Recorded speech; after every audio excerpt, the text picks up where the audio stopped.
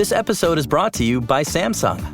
Unfold the all-new Galaxy Z Fold 4 and expand your world. With Flex Mode, it stands on its own, so you're hands-free to get more done during calls.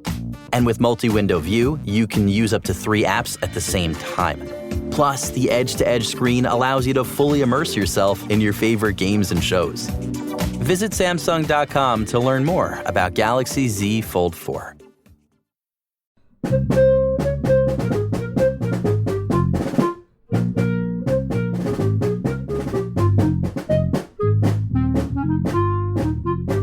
Hey everyone, welcome to The Final Four is Not on the Schedule.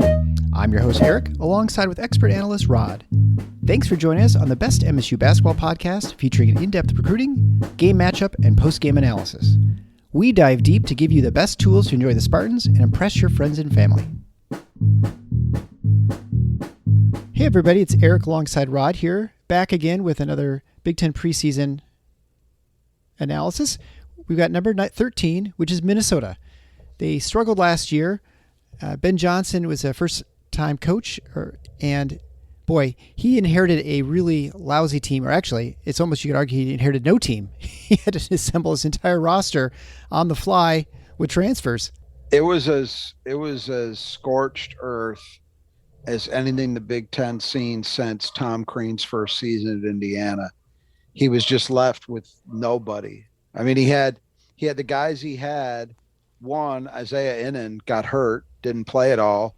He had another, Eric Curry, who I think people didn't believe would play, who ended up playing and was a big help to them. But when he got that job, now he's a Minnesota native, just to give people a little background. Minnesota native. I was actually a guy Tom Izzo recruited once upon a time. He had been an assistant at Minnesota, but he had left.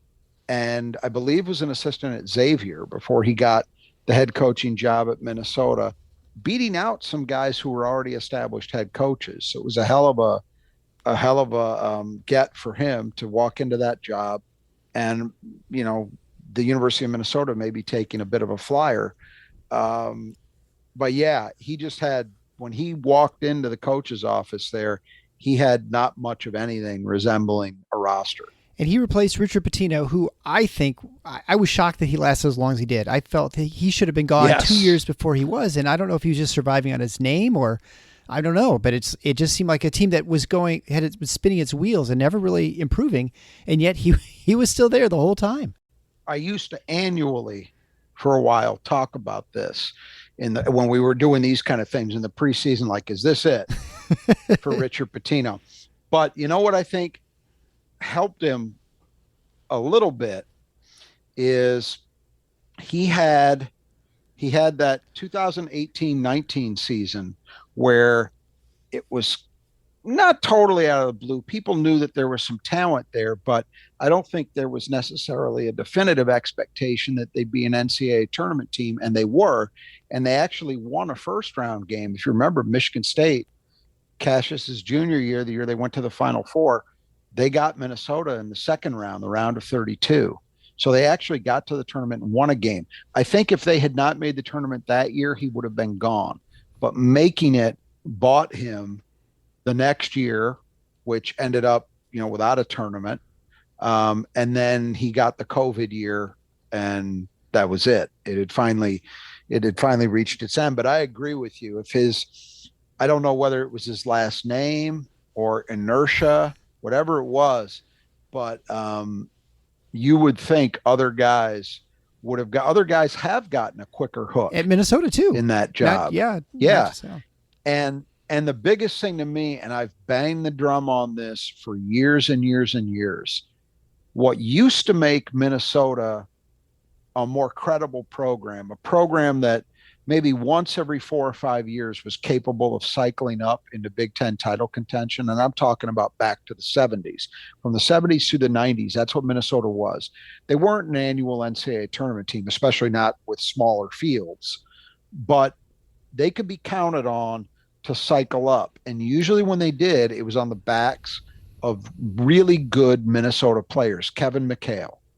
They would recruit from other states too. They certainly hit Michigan in the 70s. But Kevin McHale, Randy Brewer, was a great 7'3" center they had in the early 80s. You go into the late 80s with another Detroit kid, Willie Burton, was the year Steve Smith's group went to the Sweet 16 and got jobbed against Georgia Tech. Minnesota actually got to the Elite Eight that year. Then Clem Haskins had that team that went to the Final Four with Bobby Jackson at the point, Courtney James, a lot of good, tough players. That's the program Minnesota was. They would cycle up every few years, but part of what made that happen is they were able to largely put a fence around the state of Minnesota. So if you were a good player coming out of the state of Minnesota, the odds were pretty strong that you were going to stay home. What's hurt Minnesota in the last, say, 20 years, and this was true of a guy I think was actually a really good coach in Tubby Smith. He struggled with it as well. But as the state of Minnesota has actually gotten better as a talent producing area, and it has, Minnesota's ability to keep even their fair share of those guys at home has declined. They've been terrible at that. Bo Ryan does not have the success he had at Wisconsin without being able to raid the state of Minnesota. A ton of his really, really good players were Minnesota kids that in the 80s would never have gotten out of the state, but they did. They have during this era. I think for Ben Johnson and for anybody else who might follow him as the head coach of Minnesota, you need to focus everything you've got at keeping a fair share of that elite talent home. I could just go the last few years, you've had guys like Chet Holman, Jalen Suggs. So that's two, not just lottery picks, high lottery picks, top 5 guys got within the last 3 years, got out of the state of Minnesota, and Minnesota was never in on them seriously, never had a chance with either one. And by the way, Chet Holman's dad played at Minnesota. That's how bad it is, that his dad's alma mater never had a shot. So that's got to change. But as opposed to some of these other programs in the lower echelon of the Big Ten, a Nebraska, a Penn State, a Northwestern, where they were a never were, they've never really been good. Minnesota has some basketball tradition, not Michigan State, not Indiana, not Ohio State, but some tradition. Certainly, I would say historically better than Iowa. I would say at least at the high points, or at the very least on par with an Iowa. But, you couldn't tell by the way the last couple decades have gone. So that's what Ben Johnson's facing. How do I get this program back at least to where it was, where you can feel good that maybe half the time you're an NCAA tournament caliber team? Absolutely. Yeah, well, and let's look at their season last year. They actually were pretty good, and I would say they were, and by pretty good I mean better than probably some people may have predicted. They started out really well, and I think we sort of expect that this team would sort of tire out because they were very, they didn't have many players. Yep. They were very short bench. They had a perfect season in the non-conference. Now, Minnesota does not play a challenging non-conference season. And of course, since they were lower part of the Big Ten before, they weren't playing the hardest teams in the Big Ten ACC Challenge. But they beat Mississippi State, beat Pitt. They beat Michigan in the second game of the season in Ann Arbor, and that was sort of the high point. Then they finished the season to 13-17 overall, 4-16, same as Nebraska in the Big Ten. But I think we also agree that their team looked more coherent than Hoiberg's did at Nebraska, and so certainly more reasons for optimism. From Ken Pom, they were ranked 109 overall. They were number 93 in offense, number 153 in defense.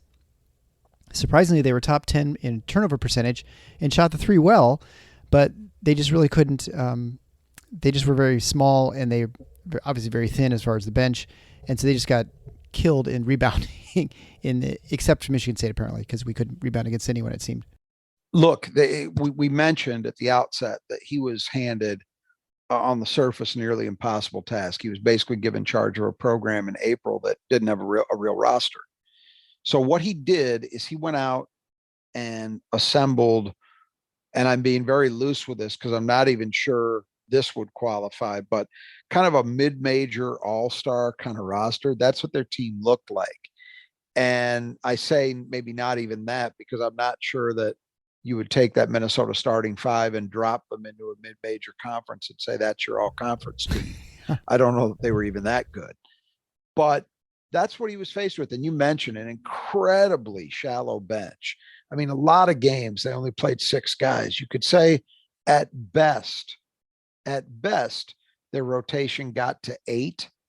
And that's with a couple big men who didn't really play a lot. They really played a core 6 guys.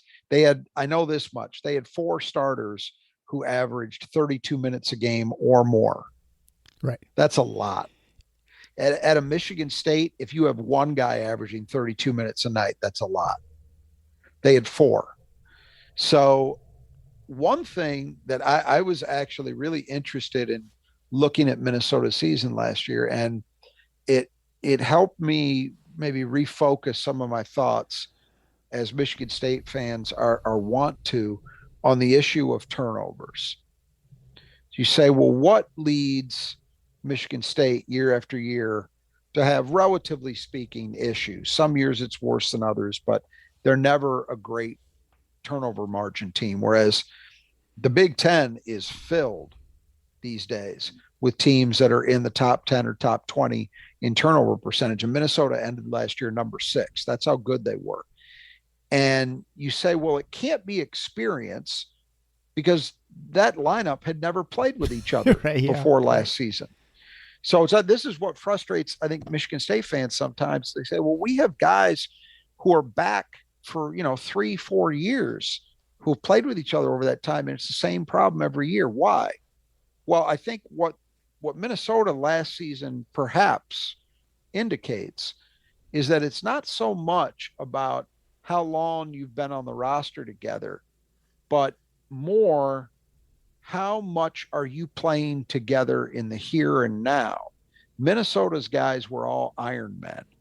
And when you're playing together that much in that concentrated a fashion, and the lineups are consistent, because it's basically one lineup that you've got, that may in fact be the key. And that makes intuitive sense, right? Sure. And so I think that was a key for them. It's part of what made them surprisingly competitive heading into the season. I think you could have honestly said, and I don't recall for sure, I may have said, hey, if this team wins a Big Ten game, that's success. Well, they won 4 of them, and they beat Michigan by 10 on the road for their first win. They pushed Michigan State in a game, I think it was the game at Breslin. Yeah, it was, yes. That they only lost by 2. Yeah, and so they were competitive, and the main reasons they were competitive is they really valued the ball, so they didn't kill themselves that way. They got shots up, and they really shot the 3 well. They had a lot of guys have very productive seasons shooting the 3. So those 2 things are going to enable you to be okay, even when you do nothing in transition. You don't have a legitimate post threat. You don't get to the free throw line very much because you're a jump shooting team primarily. All those things were weaknesses, were issues. But because they shot the 3 well, and because they didn't turn the ball over, they were 93rd in offense. That's not going to be an NCAA tournament caliber team, but it is going to mean that you're probably able to be competitive. And that's what they were. I think the weaknesses were the things that you would expect them to be just looking at their team. They had no real size to speak of. So when you don't have size, it's generally going to be tough to rebound the ball. It's going to be tough to stop anybody from scoring inside the arc. And that's exactly where they struggled. And that leads you to be number 153 in defense. And that leads you to only winning 4 out of 20 in the league. And I think you definitely saw them wearing down at the end of the season even more than at the beginning, right? That's another good point. That because of those Iron Man minutes, those guys were not the same at the end of February as they were in December. The tanks of gas had been depleted. I think that's fair to surmise. But overall, I still think, given the nature of the challenge in front of him, you have to be really impressed with the job Ben Johnson did. I thought there was a style of play in place. I thought there was an expectation as to effort, and his kids met that expectation pretty regularly. They played hard, they played competitively. And if you do that much, you at least won't embarrass yourself. And I don't feel like Minnesota was embarrassing last year. That their 4-16 feels miles better to me than Nebraska's 4-16. Yeah. It goes to show you how expectations can play a big role in that, in contextualizing it, right? But I think it's true, and I think the main reason is because you don't have to squint to see how a Ben Johnson team might be able to be a lot better than that if he upgrades the talent, right, and just gets more guys that can play. And I think just what we were talking about with the Nebraska last episode, it doesn't seem to be as much of a random sort of chaotic sort of style of play where there seems to be no rhyme or reason to how you play one week to the next. And right. So you definitely can see, like you said, a master plan is in place. Whether it's effective or not successful is another question altogether. Your bottom line is, establishing a standard is necessary but insufficient.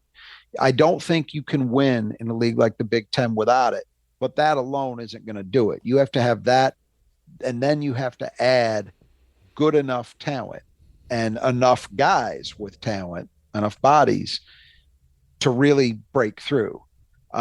But that first half, as we've seen with Nebraska, the first half of that equation is not necessarily a given.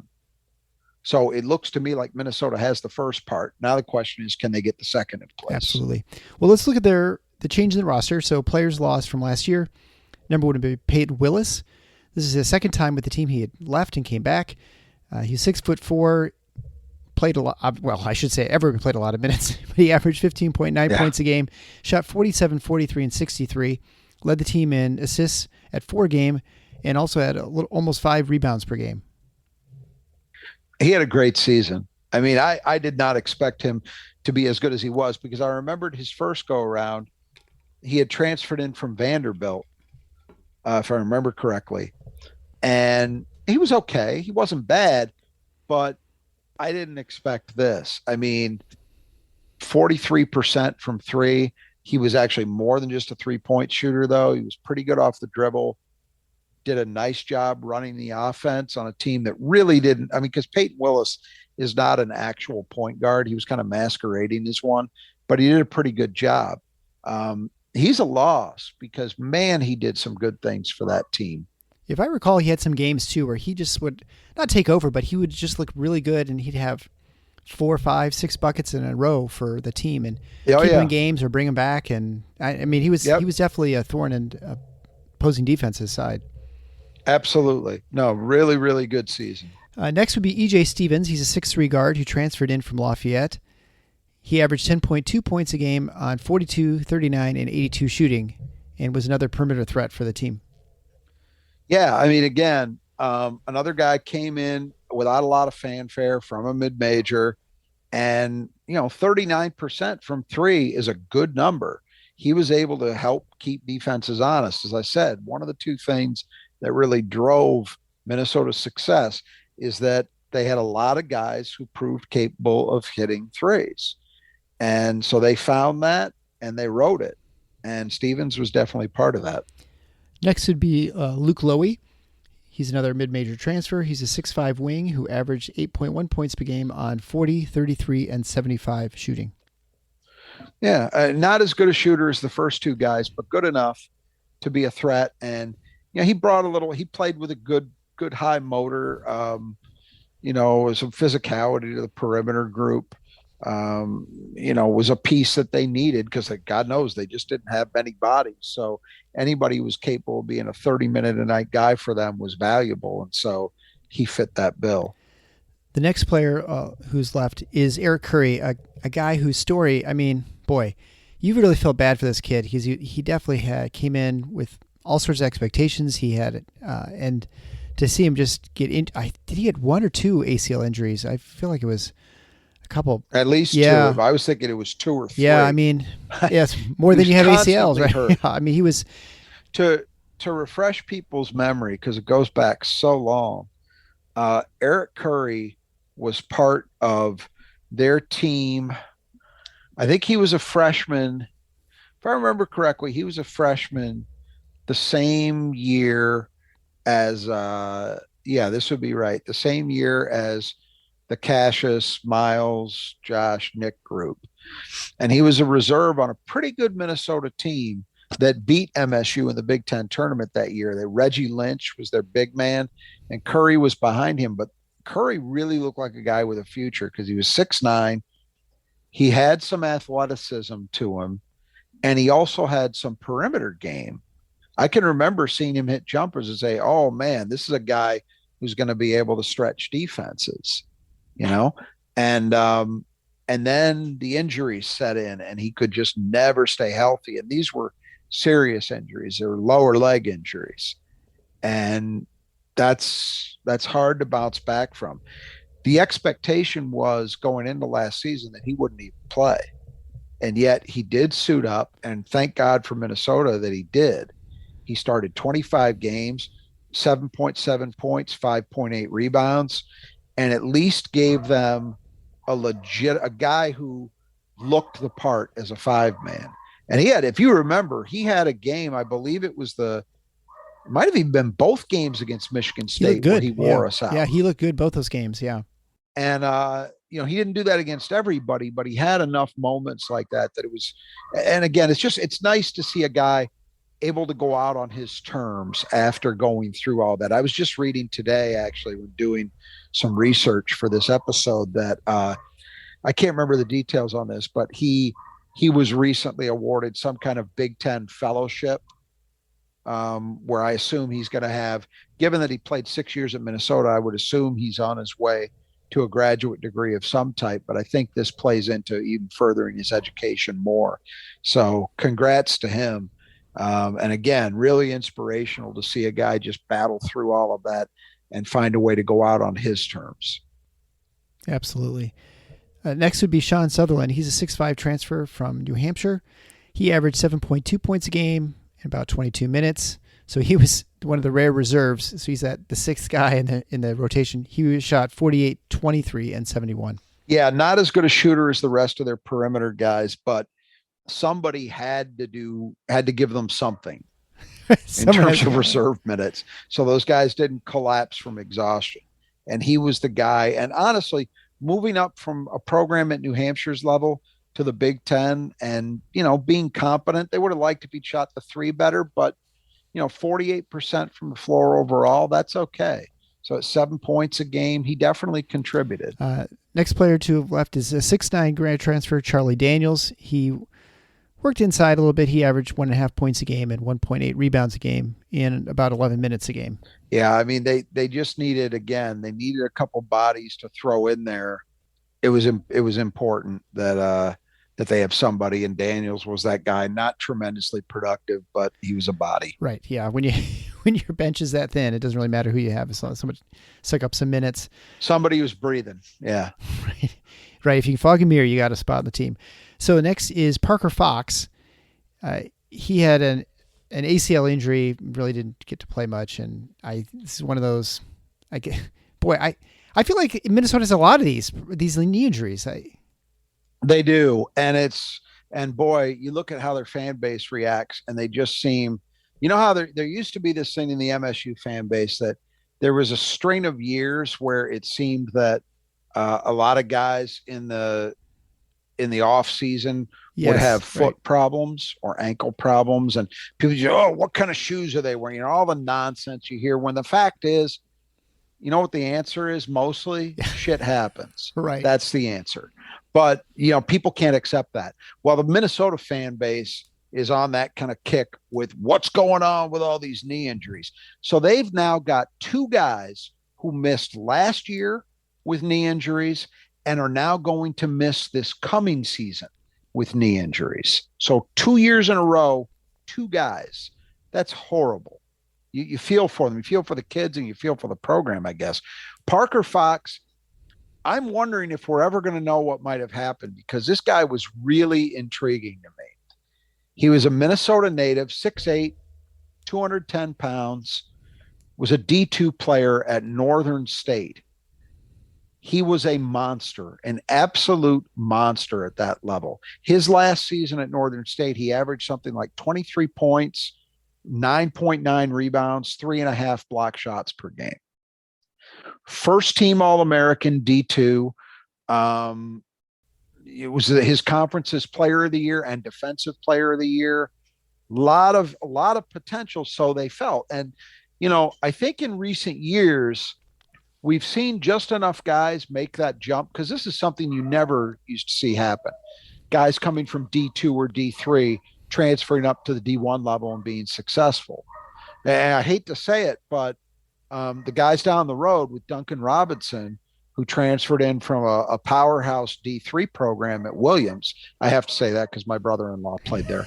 But they are, in fact, a D3 power. It's real. He transferred from there to Michigan, and after he found his legs, had some success, and then shockingly has had some success at the NBA level. And we've seen other guys make this move to varying degrees of success, but Parker Fox was a guy, a Minnesota native, that people were really excited about. And he missed all of last season. He's going to miss all of this year. When you're talking about injuries to both knees in consecutive years, you've really got to wonder what's going to be left. But you just feel terribly for him. And as a basketball fan, I'm disappointed, because I would have liked to have seen what he was capable of doing, how much of that would translate, because he wasn't just good at the D2 level, he was dominant in all phases. Just tough luck for Minnesota. I think they probably go away from using flip-flops to their practices. Next would be Isaiah Innen. He's a 6'8" wing with lots of length and athleticism, and he's out with a knee injury as well. Same deal. Yeah. Same deal. He's a holdover from the Patino era. Patino recruited him, but he stuck around. He was an athletic guy. If you don't remember, he was an athletic guy who they thought had some ability to eventually be a capable shooter. They thought he had switchability potential as a defender, all of those things. And it just hasn't worked out because of the injuries. And again, with a guy who had athleticism as one of his calling cards, you have to wonder what's going to be left after missing consecutive seasons. And this story is going to be similar to Nebraska's when you talk about returning players. I mean, there's not much, right? Because there are players out Right. and so it's going to be a fairly new roster construction, not all entirely by choice because of some injuries, but it's the two players coming back. One is Jameson Battle, 6'7", 225, transferred from Boston College, and he kind of did everything. He scored a lot of points. He had 17.5 points a game, 6.3 rebounds, and shot 45, 37, and 76. Yeah, he's really good. I mean, he was the one guy, and of course he transferred from an ACC program, so you would expect he was maybe a little level player. But, I talked about the Minnesota thing and being able to keep guys at home, right? There's an absolutely valid level of criticism that can be directed at that program for missing on superstars, on obvious guys who were McDonald's All-Americans that they weren't competitive with in recruitments. But the other big problem is they have been terrible at identifying the next level down of player. Jameson Battle is a Minneapolis kid. He ended up going to Boston College because, as I understood it, Minnesota didn't really recruit him.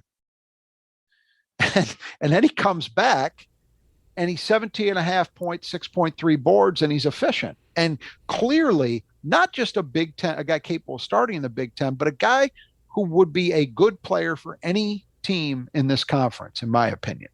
I was very, very impressed with him. I think he's a true three-level scorer because he's tough enough that he can get some. I don't know that he's really a post-up guy, but he's big enough he can get some things done at the rim. He's got a mid-range game, and then he's a capable, very, very capable three-point shooter. So, if you're a Minnesota fan, you just have to hope that Ben Johnson is going to at least be better at identifying the Jameson Battles of the world and getting them. How does that happen? How does that happen with Minnesota? Because, they had a great history. And then, as you point out, it's been a couple of decades since they've been able to recruit within their state. You see this at other programs, too. Northwestern's different. They don't really have a tradition, so you wouldn't expect to keep a lot of kids from Chicago. But Illinois really struggled for a long time getting kids from Chicago and just the state of Illinois. How does that happen, and how does it happen for so long? I think part of it is you have to hope that, and maybe it's less important now given the portal and what a Wild West environment we have.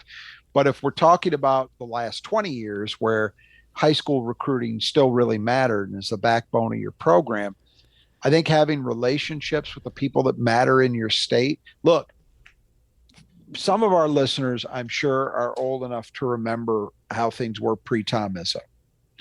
If you want to point to one single thing that Tom Izzo changed that had dramatic impact on Michigan State's fortunes as a basketball program, I would say it would be this: the nature of the way he recruited and the importance he put on establishing positive relationships with the people who matter in basketball in the state of Michigan.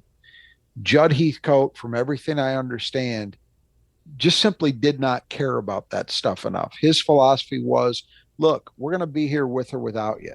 If you want to come, we'd like to have you. We can make you a better player. But if you don't, that's okay. See you later. Judd didn't kiss anybody's ass.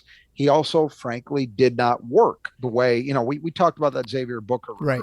Right. Where Tom Izzo was there every day. Judd Heathcote was known for showing up like once a year, once a summer at St. Cecilia's, which used to be the place in Detroit where NBA players, college players, high school hotshots would all run during the summer. It was the basketball mecca in the state of Michigan. Judd would show up once in a summer. So my point is not to bag on Judd, who I do think was a great coach, but Tom Izzo has great relationships in the state of Michigan. Now, even he has problems from time to time. We know that there are people who are Michigan fans who try to create a narrative, et cetera, et cetera. By and large, Tom Izzo does very well in the state of Michigan. He does far, far better than Judd ever did in recruiting. And it's because he's invested the time in developing relationships over decade after decade with the people who matter. Even if he doesn't get a kid, most of the time, the relationships with that kid's AAU program or their high school program is still intact, I have to assume, without knowing all the details of what's going on in Minnesota, I have to assume that many of their coaches they've had have not invested that kind of time. One big difference between Ben Johnson and the guys who were his predecessors. So you go back to Dan Monson. Dan Monson was not a Minnesota guy. Tubby Smith, not a Minnesota guy. Richard Pitino, not a Minnesota guy. Ben Johnson, Minnesota guy. We'll see if it matters. But I would think having a guy who's from the state and who has played there, recruited there, now is the head coach there, you would hope that would make a difference. And I think it comes into play maybe sometimes with a kid like Battle not falling through the cracks. If you have those kind of relationships with AAU programs, with high school coaches, they may be more prone to hammering you a little bit and saying, hey, you're missing the boat with this guy. And you taking them, conversely, you as a coach taking them seriously because you have a relationship with these people. I don't know. It's guesswork at this point, but I have to think they have a better shot to not have recruiting mistakes like Jamison Battle happen as regularly as they have over the last 20 years. Well, and you think from Minnesota, it's a lot easier because you are based in Minneapolis. That is where almost all the town is: Minneapolis, St. Paul, the metro area, right. Maybe Rochester. It's all within an hour of your campus. I mean, if anyone of any note, I would imagine in Minnesota basketball. They're truly hometown. They're truly hometown kids. Yeah, and there's no competition, right? There's no other state school. Michigan State just kid, one of the freshmen this year at Michigan State, Trey Holloman, right. Minneapolis kid. Now he was highly regarded, but and Ben Johnson was coming from behind on that one, so you don't blame him for losing Trey Holloman. Tom Izzo had a multi-year relationship by the time Ben Johnson got that job. But that's another example. They've just continued to lose these kids, and that has to change. But to get back to this team, Jamison Battle gives them a hell of a piece to build around. Sure. If you had to pick one guy to be your returning starter, he's the right one. And then the other returning player would be Trayton Thomas. He's a 7-footer, 220-pound sophomore. Played some last season just because, well, he had to. Someone had to play. He averaged 8 minutes a game, 19 appearances, scored a little under 2 points a game, and grabbed a little over a rebound a game. There's something in the water, I guess, in Minnesota, that guys who get to be very, very tall stay very thin and actually play more like perimeter guys than big men. I mean, Chet obviously is an example, but here's the thing I find intriguing about Thompson. So he only took 30 shots from the floor last year. Half of them were from three. So that's 15 attempts. He hit 6 of them. That's 40%. A 7-footer shot 40% in not a huge volume, but not nothing either. If he can do that in bigger volume, you might have something, because you would presume that he will continue to get stronger and be able to do more around the basket, which he hasn't done yet, but you would assume that will happen. But I don't know. I've seen some Minnesota fans speculate. They think in time he might even be able to play the 3. I'm going to hold off on that. Yeah, I don't know that I buy that. But there's at the very least, there's an intriguing guy to work with there for Ben Johnson. Has some elements you don't see every day. So we'll see how he develops. And so new additions to the team. Dawson Garcia, 6'11", 230-pound transfer from North Carolina. He's coming back home after being in North Carolina. He averaged 9 points a game and 5.3 rebounds a game with Carolina, and shot 41% from the floor and 38% from 3. Another big guy who shoots the 3. Yeah, this is, again, I'm getting back to the recruiting stuff. And this is in the you can't close on the headline kids in your state.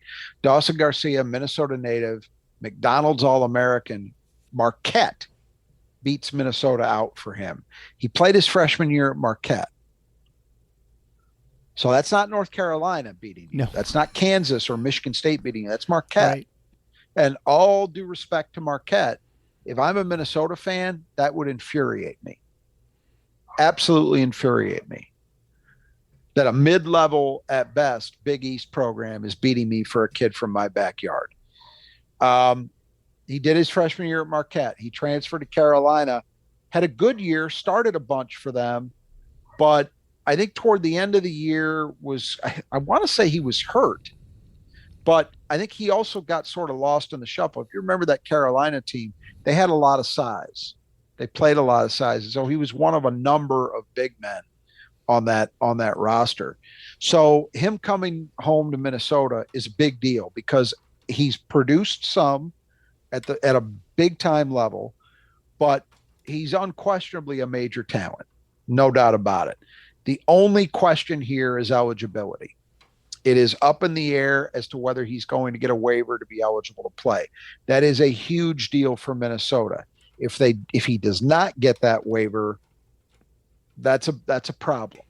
If he does get it, well, they've now got a great 1-2 punch with Garcia and Battle as guys who have proven they know what they're doing, high-level talent.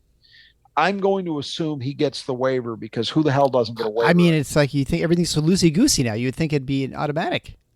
But it's not. I checked, and as of today's date, it is not done. So we'll have to see, but I'm assuming it gets done. I guess we assumed the same thing with Joey, and it didn't happen either, right? But that was in a different environment. You're right, but it was even tougher then than it is now. Yeah. Next would be Taylon Cooper. He's a 6'4" transfer point guard from Morehead State. He averaged 9.1 points per game, 5.9 assists per game, and had assist-to-turnover ratio of 2.72. So very good. Shot 41, 33, and 65, and also had a couple, about 3 steals a game. Yeah, first-team All-Ohio Valley guy. That 2.72 to 1 assist-to-turnover ratio is his career ratio, by the way, not even just last season. So he absolutely fits that model that they had going last year, right? So That's why I have some level of optimism that maybe they'll, even with guys shuffling in and out, a lot of changes on the roster, that they may be able to keep that more or less intact as a point of emphasis. Good player, does a bit of everything, just not demonstrated to be a big time scorer. But I don't know that they need that. I think that first and foremost, you want a guy as the trigger man who can run your offense efficiently and also give you maybe a bit of a defensive presence to help them improve on that end, which they sorely need. So we'll see. Also, the 6'4", good size for the position too. So a necessary addition though, because they don't have really many other obvious options at that spot. So he's kind of got to be the guy. Next would be Farrell Payne. He's a 6'9", 230-pound freshman from Minnesota. And I guess, again, just more bodies that they definitely need. Yeah, they like him, though. He's the thing about Johnson's recruiting this year is the first three guys he got were all Minnesota kids. Now, this was not a year outside of Trey Holloman where there was a ton of headline top 100 talent in the state of Minnesota. They didn't get Trey, obviously, but they did get three guys from within the state that they feel good about. And Payne is the first one, and an important one because he's actually physically built to go right away, at least from a size and strength standpoint. You could drop him in a Big Ten game now. They think he also has the potential to, as we say about so many guys these days, because of the emphasis on playing away from the rim, they think he's got potential to be an effective stretch player in time. I don't know how much of that he'll do right away. He's the highest rated of Minnesota's incoming freshmen, at least the in-state guys, kind of a borderline top 100 type. So expect him to play. And if Garcia is not eligible, he's probably going to play a lot. Sure. Maybe even start. And the last transfer is 6'1" shooting guard, Taurus Samuels. He transfers from the Ivy League school, Dartmouth. He averaged 9.4 points a game on 37, 31, and 81 shooting. And I imagine he'd be sort of the off-guard starting guard if the expectation with Cooper as a point guard. I think it depends. We mentioned this with Nebraska. I think the same thing is true here. It kind of depends on, does Johnson want to go bigger? If he wants to go bigger, maybe he starts Garcia and Payne together, moves Battle to the 3, and then you're just talking about Talon Cooper and one other guard. Samuels would certainly be in contention for that, but not great shooting numbers. And when you're transferring up from the Ivy, that gives me a little bit of pause. But at the very least, you could say this is a guy who's experienced, and they need that for the time being. And so I would expect that he will certainly contend for a starting spot, but any way you slice it, he's going to play minutes. Another new recruit is Braden Carrington. He's a 6'4" guard. He was Mr. Basketball in Minnesota last year. Yeah, very, very controversial, I think, around Trey Holloman's camp. And this happens sometimes, that some states, they'll go with the guy, oh, well, he's going to Minnesota, so we're going to vote for him. That was what I gathered was the suspicion, because Trey Holloman was very clearly the most highly rated guy in the state, and he had a great senior season, but he'd lost out. Regardless, Carrington's a guy they like a lot in terms of his potential. 6'4", but versatile. They think he can play some on the ball, probably more of an off the ball guy at this stage. And he's got a reputation as a shooter, so they'll hope that translates immediately. But again, as with Samuels, it's hard for me because I have to believe Johnson wants to play more people than he did last year. So given that, it's hard for me to envision a scenario where Carrington doesn't play. Yeah, I think you probably could expect to see almost all these freshmen contribute significant minutes, and probably depends in many ways in how well they do. And they may have more minutes by the end of the season. Speaking of that, there's the next one would be Joshua Ola Joseph. He's 6'7", 210 pounds, who's an athletic wing who has hopefully some consistent shooting for him. Well, from what I understand, he needs a little polish offensively, but they like his athleticism. They like his size and his frame. So they think he's strong enough to play now and can get stronger, maybe in time, like a 3-4 guy. But again, another guy that's local. They like not a tremendously highly rated player, but a guy that they like his athletic profile. They like his size and his frame, as I said. And I would expect that he'll see some minutes this year. I mean, the only way it doesn't happen is if Johnson, for some reason, decides to go again with like a 6-man group. But I struggle to see where that makes sense. I can't imagine with this team. I don't think he wants to do that. No, it's not like it was that successful last year either. I mean, Right. Right. Finally, it's Jaden Henley, 6'7" wing, who they got from deep in Big Ten country in California. Right. The traditional Big Ten heartland of Southern California. Henley was kind of an under the radar guy when they got him. They got him late in 2021. And he hadn't been a guy heavily on D1 programs, radars. The only other D1 offer he had at that point was from San Diego State, which is a good program. So that tells me there must be something there. But again, good athletic ability. They think he, in time, could be very much a switchable guy, guard a lot of positions. But they think he needs to polish his offensive game. And then finally, a reclassifying player, Caden Betts, 6'8", 210 pounds from Colorado. Yeah. The highest rated recruit Johnson has landed in his 2 years. He's a top 100 guy in the 23 class before he opted to reclassify. So I don't know where he would fit in 22 if they re-ranked, but probably not as high.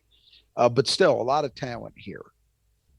So the deal with him, obviously 6'8", 210 has some size to him, but they really like him as in terms of his skill sets. They think he could play either the 3 or the 4, but he can really shoot the ball reportedly. You know, they think he's a good enough athlete. He can do some things defensively, can do some things as a rebounder, but the shooting seems to be what they really like. Here's the question. And it's a question every time we see this. You know, we were talking about it in the last episode in regard to Nebraska. They had a guy who reclassified last year, was on the roster all season, but redshirted. I don't get the sense that Caden Betts is a likely redshirt candidate. The impression I have here is they think he can help them this season. But the track record for guys like that is very much mixed. So that's ultimately where I'm at with Caden Betts. Definitely a prospect who looks intriguing, pretty highly regarded. So you like all of that. Is he ready to help? And what is the plan? Again, my impression is they plan to play him. If that's the case, is he really ready to help at a Big Ten level? You know, we'll see. There's definitely would seem to be minutes and a role available if he's good enough. It's not like he's got, 2 fifth-year seniors at him. Yeah. But is he ready to help? And if you're forcing minutes on him before he's ready to help, do you have happen what happened to Christian Lander at Indiana, where he just never figures it out? That's the risk.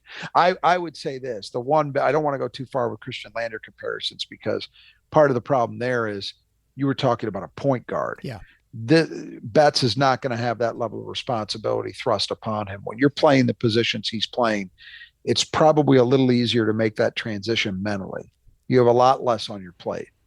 Yeah, when you're not directing the entire offense and everything rests on your shoulders, certainly even if you make mistakes, it's not as grievous as it could be if you're all by yourself out at the point. So then when you look at it, Minnesota in total, I mean, I think, as we're talking about them now, you can definitely see that they're moving in the right direction. I mean, you feel like there's momentum, that they've started to at least handle what's going on in Minnesota, pull those kids into their program. And then they were pretty successful considering they had very little to work with last year. So you got to expect that they're probably 2 or 3, 2, maybe 3 years away from being pretty competitive. I mean, I think that's probably your hope if you're Ben Johnson and Minnesota fans. That would be a safe projection. If I were a Minnesota fan, though, I go back to the Steve Peichel example, and it would probably be a similar one that I would impose on Penn State's program as well. Because you're building from nothing. You say, okay, probably 4 or 5 years in total to really get this thing. And that is exactly what happened with Pikel. It was year 4 that I think they broke through. But that's in part because there was no tradition. They had no consistent recruiting presence, even though they were in a great talent producing state. Rutgers was not even an afterthought for the best or even the second tier necessarily of New Jersey guys. Penn State, the state of Pennsylvania, especially outside of Philadelphia, doesn't do a hell of a lot in terms of basketball talent production. It's not great. And there's, again, no tradition. And they're, even with a Philly guy in Pat Chambers, yeah, they got some good players out of Philadelphia, but it wasn't like they were picking and choosing. There's a lot of competition. Villanova, Temple, other North Carolina, the world, Dukes, et cetera. Very tough. Minnesota is different.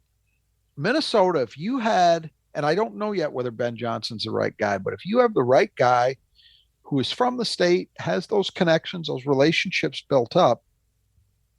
If I were a Minnesota fan and you were trying to sell me on, hey, it's going to be 3 more years before we're competitive, I might not like that. I especially might not like that in an environment where you can supplement your roster via the portal, which is different than even what Steve Pikel was facing in the early days of his program. It's changed that much in the last couple of years. Post-COVID, we are in an entirely different environment, not only for reasons related to COVID, just that was the timing. Yeah. So I don't know. I don't know how I'd feel about that. I think that what you said is a safe way of looking at it. And you would hope for Ben Johnson's sake that that's how the administration looks at it. It says, hey, we understand we had bottomed out. It's going to take a little while for you to find your sea legs here. But, basketball was a different sport than football. Basketball, you land the right guy or two and your fortunes, again, we're not even talking about title contention. We're just talking about when can you be competitive? When can you think about, hey, if enough things break right, we could be a tournament team. We can aspire to win half our games in the league, that kind of thing. I might think that time frame wouldn't even maybe sit right with Ben Johnson, but we'll see. I think that his recruiting looks okay. It's too early to judge because he just hasn't had the time yet. I think next year's class, the 23 class, that's where you're going to start to be able to fairly evaluate what he can do. But I think getting a kid like Betts, who wasn't even a Minnesota kid, was pretty highly regarded in his class, that's a positive sign. The fact that he did get 3 Minnesota kids, okay, that's something that they weren't doing with regularity under Pitino or Tubby. So you would hope that he's guessed right, that despite the fact that none of these guys were considered surefire, stars, that he hits on a couple of them at least. But that's what it's going to come down to. I am impressed with what he's done in terms of establishing standards, as we keep saying. The unknown is, can he hit that next step of the equation, which is upgrading the talent level enough to where that's going to matter, because that is necessary. And so you're picking them 13th, which is no different than last year. Which your expectation would be, I guess, maximum 5, maybe 6 wins, but probably more like where they were this year, 4 or 5. Yeah, somewhere in that range is what I would expect. The reason I'm picking them above Nebraska is very simple. It's assuming Garcia plays. The combination of Battle and Garcia is heads and shoulders above any 2-man group Nebraska can roll out. I mean, Nebraska's 2 best players, at least in terms of proven production, would be Walker and Wilcher. Well, Garcia and Battle trump those 2 guys pretty easily, as a matter of fact. So, Minnesota's got some question marks here. There's no doubt about that.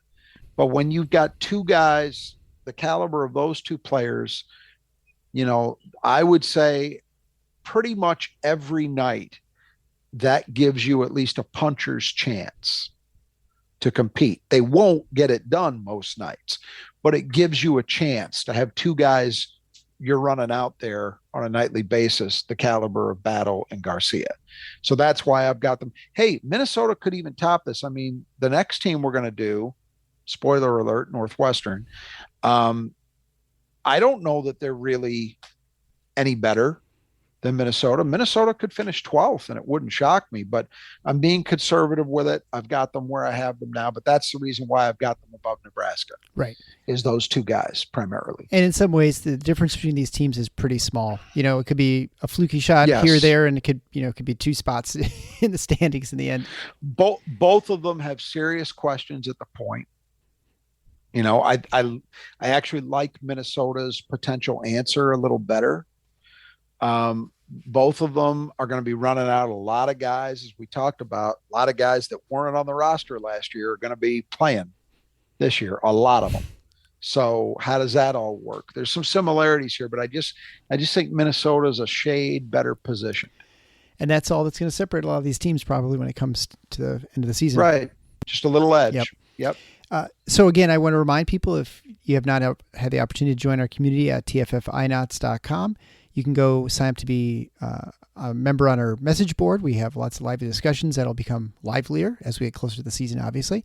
You can also email us to join the competition to beat Rod to do a better prediction from 1 to 14. It's in the Big Ten standings. Winner will get a t-shirt and also an opportunity to be on the show at the end of the season. You have to submit your entry before the Big Ten season starts, which will be sometime in mid-December. Again, that'd be at tffinauts@gmail.com. If you've not yet subscribed to the show, please be sure to do that. And continue to share the show with your friends and other Spartan fans. Leaving 5-star written reviews helps other Spartan fans find our show. Until next time, the Final Four is on the schedule. Go Green.